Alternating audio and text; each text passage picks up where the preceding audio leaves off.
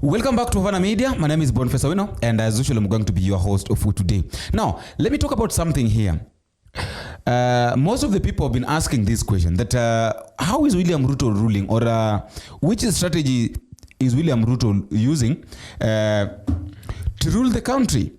Now, I want to tell you this, that William Ruto is trying to apply the divide and rule that was used by then the former the president of the Republic of Kenya, the second president, that is Daniel Toroitich Arap Moi.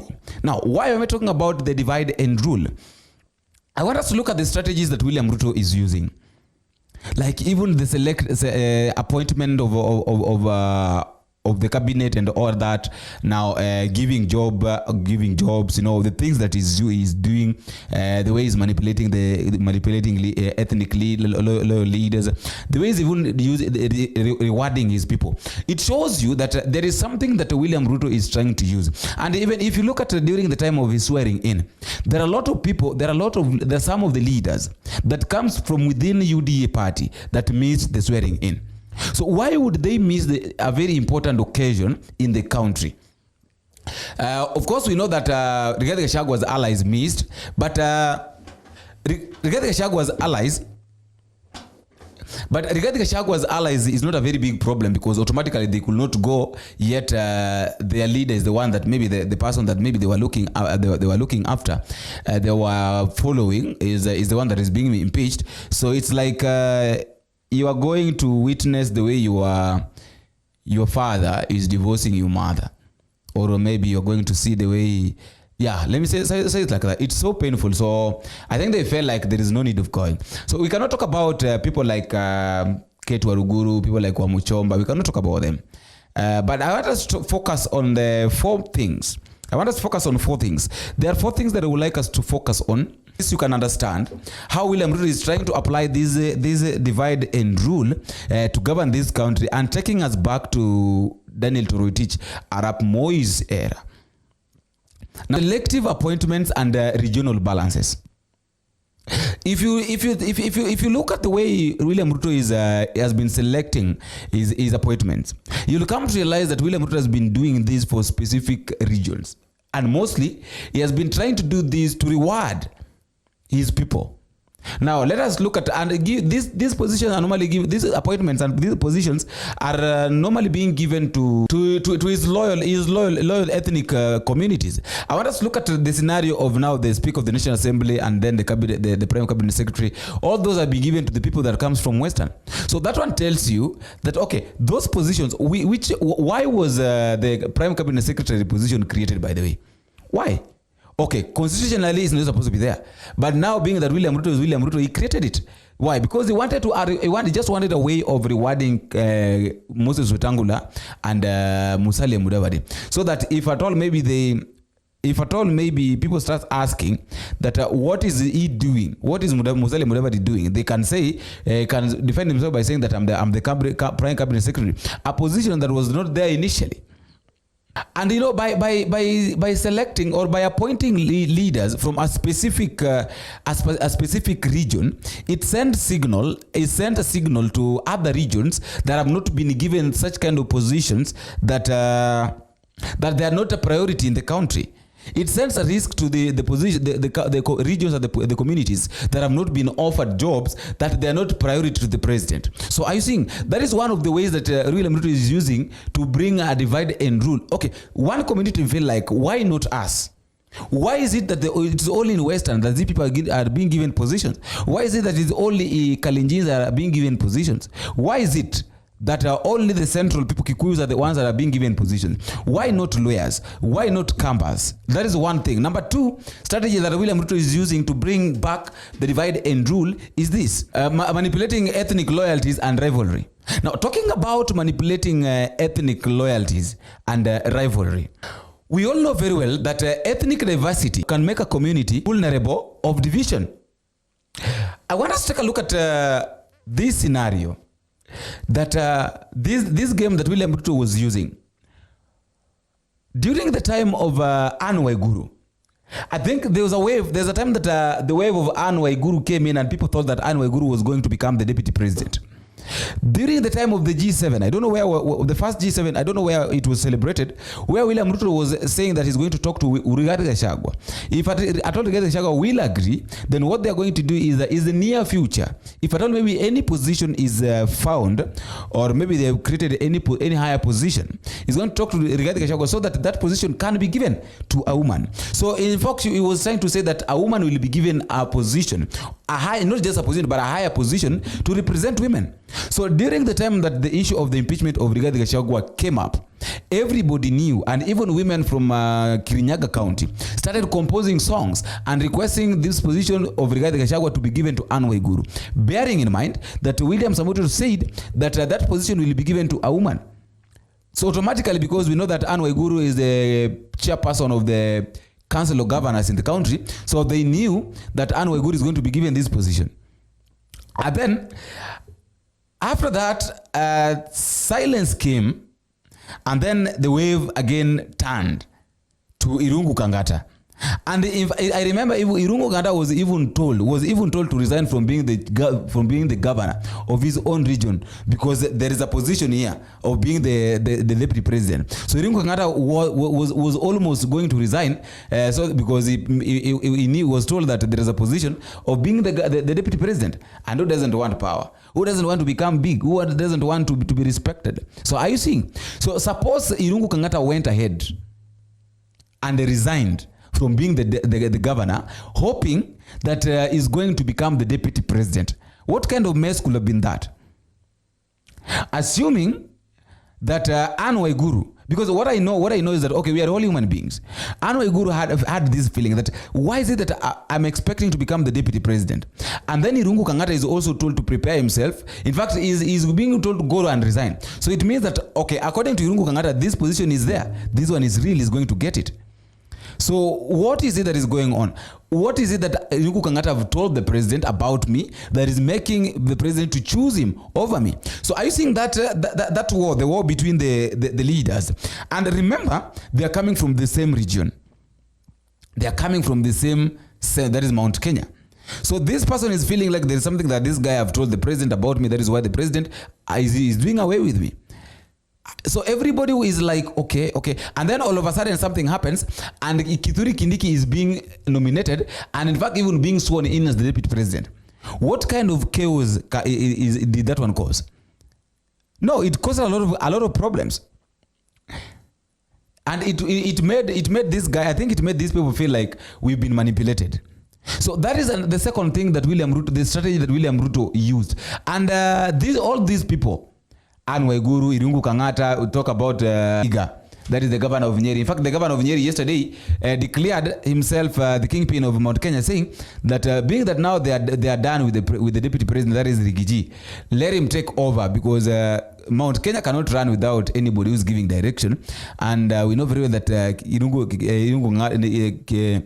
Kahiga is coming from Nyeri, so the Nyeri people might have that opportunity to have the kingpinship, being represented, them being represented by Kahiga. Number 3, about emphasizing loyalty to the executive. Emphasizing loyalty to the executive. That is number 3. That is also another way that William Ruto have shown us that is bringing in the divide and rule. Emphasizing loyalty to the executive. Now, talking about loyalty to the executive, we know very well that somebody like Wetangula have been loyal to William Ruto. And even I remember the other time when the Diwali celebration, when the Hindus were celebrating, there is something that he told, was it the Hindus or Muslims? He told them that if William Ruto wants a holiday for them, then it's better just say then he's going to raise that issue at the parliament. So I think this guy is loyal. Mimi niko loyal. Kuna watu ambao, baadhi ya watu ambao walikuwa wanasema kwamba hao watu bora tu wamekula wameshiba, tumbo yao iko sawa, au wanaona kwamba wako sawa. So number 3 is the emphasizing loyalty to the executive. I want to ask you a question. How many Kalenjins are in government?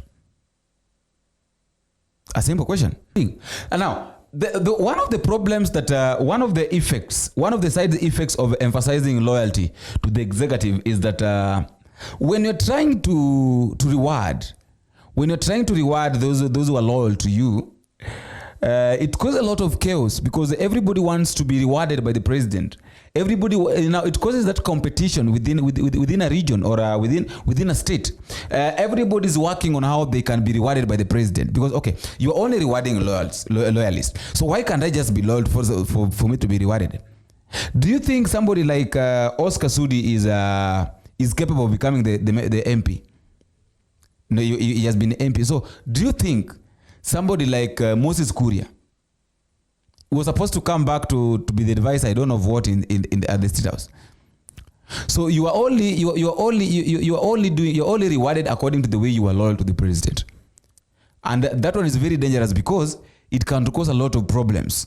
Because everybody wants to be recognized. Just like you have a boss, and there's someone who is normally favored by this boss. So everybody just want to work on how maybe you can win the trust of this your boss, so that he can also reward you and mention your name every now and then. Now, and the last one is weakening former allies.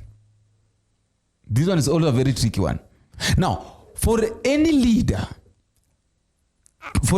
who uses a divide and rule, he makes sure that he does not have any strong opposition. Like nobody can oppose him, and the only party that he remains standing is his party. I want to ask you, what has William Ruto done to ODM? ODM right now, okay, even though right now is when now they're waking up and they're saying that they are still in the opposition, but one thing I know for sure is that William Ruto weakened the opposition. So he killed ODM. William Ruto killed ODM complete, and ODM, in fact, he killed Azimio, and that's right now everybody is running away from Azimio. It started with Martha Karua just on Sunday. Was it on Sunday or Saturday? On Sunday, I heard Eugene Wamalwa also saying that he's going to exit Azimio la Umoja. So are you seeing this party has been split, and everybody is on his way? So those are the tactics that William Ruto is using to bring the divide and rule in this country. After all, guys, that is all for today. Let me also know what you think at the comment section. But just a reminder, please, if you have any for the first time, don't forget, take a minute, click the subscribe button. You can also like, share, and drop me a comment. Tell me what you think and where you're watching this video from. Until we meet again in the next video, if it is possible, I've been your host, Boniface Awino. Bye-bye.